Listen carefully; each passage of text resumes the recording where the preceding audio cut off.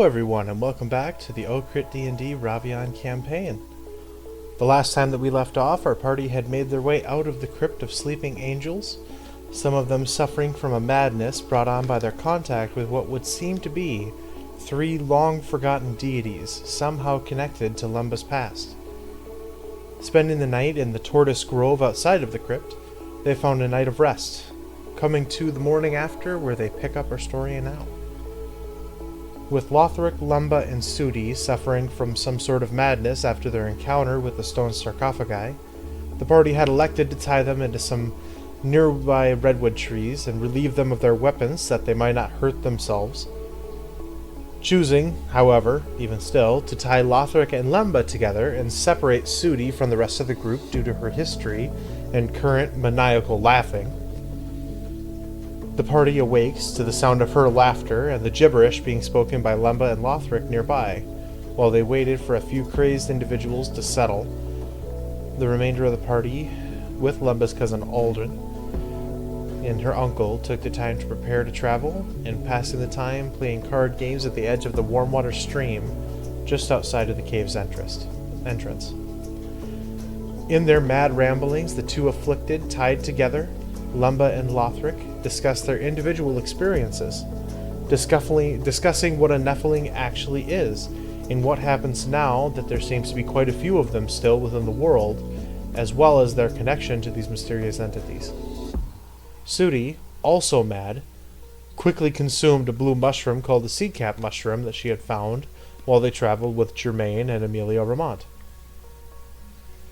This mushroom granted her temporary true sight out to 60 feet.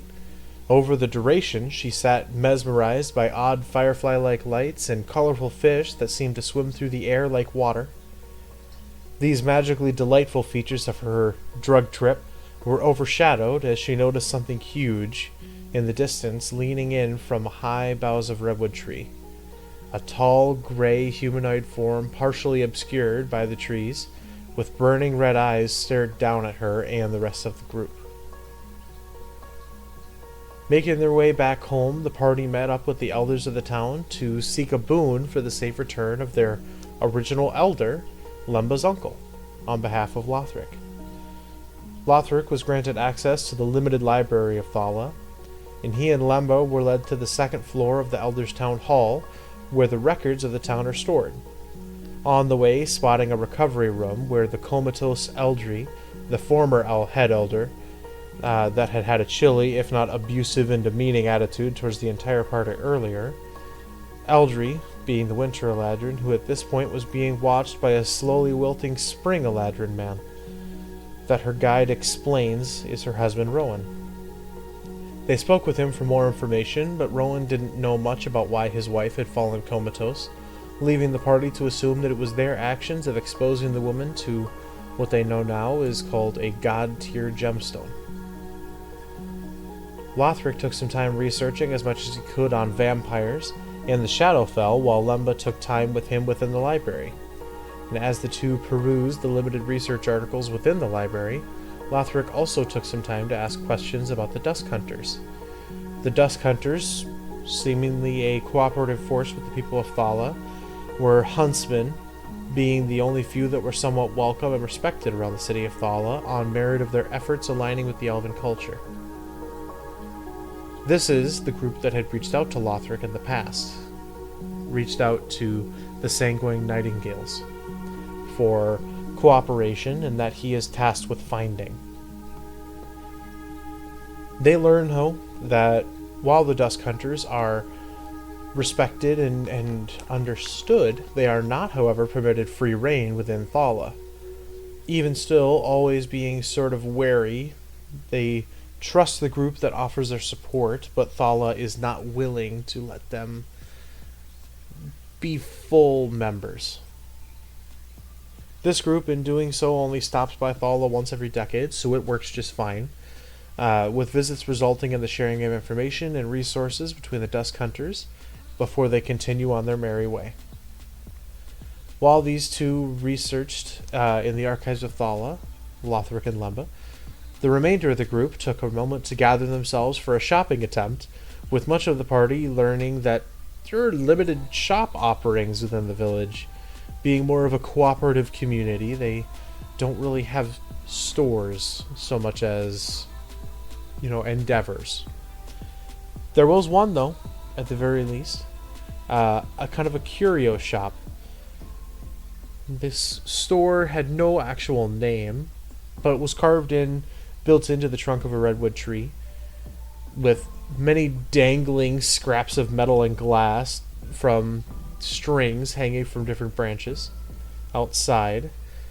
The woman inside had clearly gone crazy.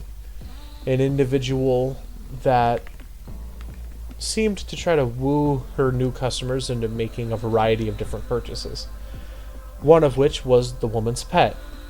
This pet, a white opaline tortoise, was ultimately bought by Sudi for X as a favor, which the Dragonborn immediately bonded with. Jade, in her exploration, found a box of old clattering bones that jostled and rattled uncomfortably when someone nearby told a lie. And Serenity haggled the woman down for a price on a sleeping potion or two, which the woman then threw in a love potion because she liked you.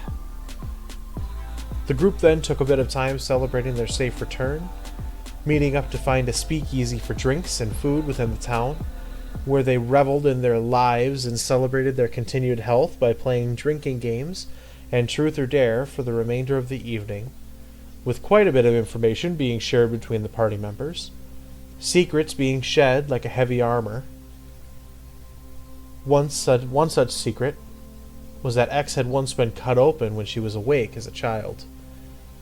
Another was that Lothric was interested in vampires, and yet another was a detail that Lemba let slip about her being a Nephilim, a fact that not much of the party knew anything about. The party then drunkenly headed to Lemba's childhood home to spend the night, with much of the party collapsing before reaching the actual bedroom. As they slept, the party found themselves in a gray void filled with silvery mist. Slowly they ran into each other, gathered over time before a cacophony of whispers filtered in through the mist. Secrets, secrets, secrets, before tableaus of different visions appeared before them. They all watched as before, each one of them, an image in the mist appeared for each person. Before Jade, the image of a moss-covered and worn stone relief depicting the spirit Suki that she had been dreaming about, piercing a gently curved blade into a massive humanoid skull with tentacles, the being known as Nevehu that she feared, with these tentacles dotted with multiple eyes. For Lemba, she saw the image of the full moon in the darkness, rippling as if reflected in water. For Lothric, the image of a wide, round table with 5 figures of colored metallic armor seated around it in shadows that otherwise obscured their features. For Serenity, the image of a half-orc man that she recognizes as a former sailing companion of her father, drinking alone in a dimly lit bar as he stares deep into his cup. For Sudi, the image of vibrantly red-skinned tiefling man, beaten and haggard, with long dirty hair, with his arms manacled and in chains, sitting slumped against a rough stone wall. And for X, the image of a familiar black dragonborn woman standing behind a bar and polishing a cup. Suddenly, the visions faded as the mist disappeared around them, and an impossibly huge human figure loomed in from just out of the mist, standing immense before them. This gray humanoid creature with burning red eyes and a deep resonating voice that rumbled through them as it spoke an unknown language as it stared down at the group. Lothric, out of curiosity, cast Comprehend Languages to understand the creature, and was immediately racked with an intense pain in his head that made him grab his temples as he fell to his knees.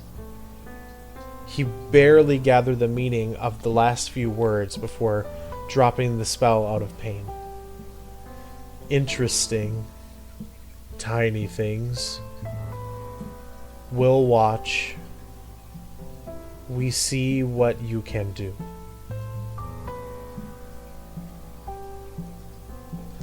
Thank you all for tuning in to episode 11 of the Ravean campaign. Stay tuned for more episodes, and if you like what if you like the story so far, hit the subscribe button, ring the bell. That way you get updates on when we post the next video. Keep in mind, if you have solved ciphers as you go, they are different pieces that, at least for my players, give them in-game rewards, and for you, might give you more insight on the world and the story so far. So, stay tuned for more episodes, and remember, it doesn't take much to make a difference out there in the world, so be the difference that you want to see. Thank you all, and I will see you all in the next video for Session 12 of the Ravean campaign. Bye-bye.